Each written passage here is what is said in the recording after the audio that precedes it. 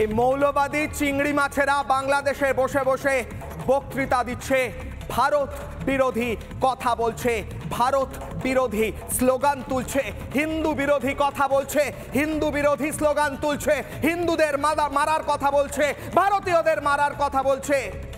কিন্তু সীমান্তে এসে সব ট্যাফু শেষ, সব জারি জুরি খতম। কেন বলছি? কারণ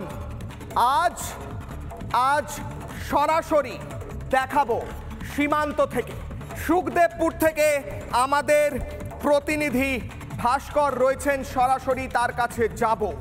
প্রশ্ন করব আজ ভাস্করকে, ভাস্কর, ইউনুসপন্থী মৌলবাদী র্যাডিক্যাল ইসলামিস্ট যাদের গোটা বিশ্বে বলা হয়, তারা খুব লাফাচ্ছে। সীমান্তে আমাদের ভারতের জনগণ কি বলছে আজ শোনা।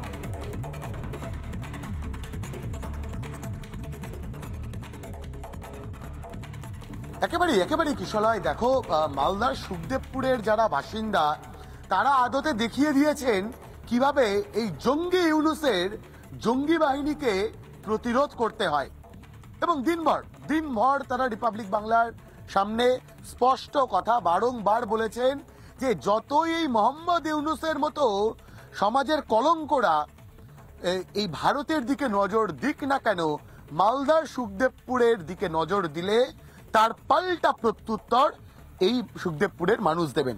এবং দেখো, এখনো অব্দি অনেকে রয়েছেন, তাদের সাথে কথা বলবো। এই যে বারবার ফসল চুরি করে নিয়ে যাচ্ছে, এমনকি খুন করার চেষ্টাও করছে এই ইউনুসের দলবল, আপনারা তো ঘরে ঘরে প্রতিরোধ তৈরি করছেন। এইভাবে যে বাংলাদেশের ইউনুসের সরকার প্রত্যেকবার কিছুদিন থেকেই দেখছি, বেশ কয়েকদিন থেকেই মাঝে মাঝে এরা বারংবার আমাদের বর্ডারের 0 পয়েন্টের মধ্যে ঢুকে বারংবার ওরা ফসল কেটে নিয়ে যাচ্ছে। তবেও আমি একটা কথা বলতে চাই যে আমার বাড়িটা যদিও বা এখানে না, স্থানীয়। আমাকে একটা কথা বলুন, এই যে বারবার করে বলছে, এই যে কদিন আগে শুনছিলেন না 4 দিনে কলকাতা দখল করে নেবে, তো কই এলো দেখলেন না? কলকাতা দখল করাটা হয়তো ওদের মনে ভ্রম। ওই 4 দিনের মধ্যে তো কলকাতা দখল করতে পারবে না, এটা হয়তো মনে জোরে কিছু বলেছিল। কিন্তু আপনারা যেভাবে প্রতিরোধ গড়ে তুলছেন গোটা বিশ্বের মানুষ দেখেছে, আমরা দেখেছি শনিবার দিন কিভাবে আপনারা প্রতিরোধ করলেন। আগামী দিনও এইভাবে প্রতিরোধ করবেন? হ্যাঁ, অবশ্যই।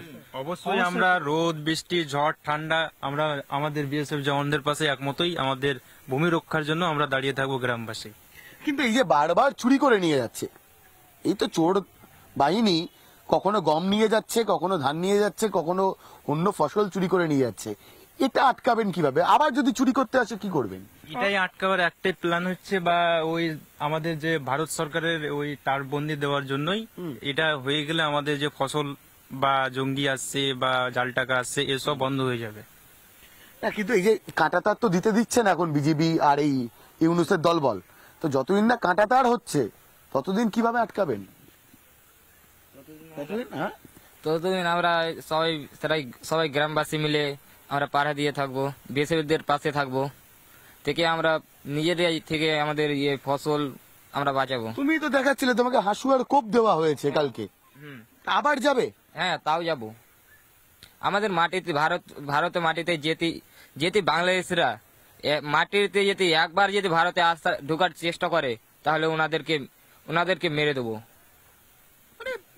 এ তো ভয়ঙ্কর ব্যাপার। মানে ঘরে ঘরে আমি দেখছিলাম যে আপনারা প্রতিরোধ করে তুলছিলেন, মানে কারুর হাতে হাসুয়া বা কারুর হাতে নানান আত্মরক্ষার জন্য অস্ত্র, এইভাবেই প্রতিরোধ করে তুলবেন। হ্যাঁ, ওরা যদি প্রতিনিয়ত বা প্রতিদিন যদি আমাদের এই মতো অত্যাচার করে, ফসল কাটে বা ওই আমাদের 0 পয়েন্টে এসে চেঁচামেচি করে, তো আমরা প্রতিদিনই যাব, আমরা প্রতিদিনই সবাই যাবেন বলছেন?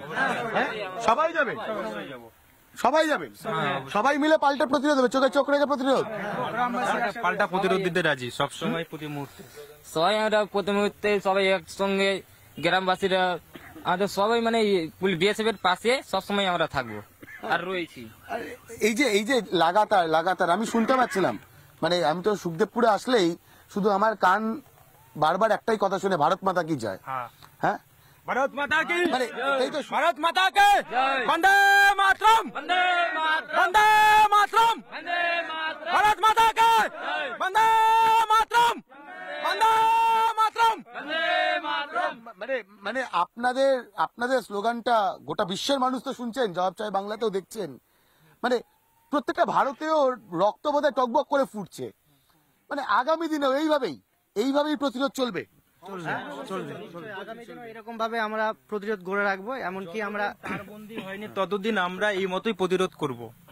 মানে যতদিন না তার কাটা বসবে ততদিন এইভাবে যে কোনো টাইমে এসে চুরি করে নিয়ে যেতে পারে এই মতো। আর আপনারা কি করবেন? আমরা তো পাহারা দিতে হবে। হ্যাঁ, আমরা নিজের জীবন বাজি রেখে ওদের সাথে লড়াই করব। প্রত্যেকে প্রত্যেকেই প্রতিদিনই আমরা লড়াই করব। ওরা পাল্টা জবাব দিলে আমরা পাল্টা জবাব আমরা পাথর দিয়ে দেবো। এবং এইটাই কিশলয়, এইটাই শৌর্যের পরিচয় সুখদেবপুরের বাসিন্দাদের, ভারতীয়দের যারা এখানে রয়েছেন। সকাল থেকে লাগাতার আমরা ছবিগুলো দেখাচ্ছি, কিন্তু এখানে সুখদেবপুরের বাসিন্দারা তারা বারবার বলছেন ভারত মাতা কি চায়, ভারতের নামে জয়ধ্বনি চলছে, জয় শ্রীরাম ধ্বনি। আমরা জয় শ্রীরাম ধ্বনিও শুনছিলাম।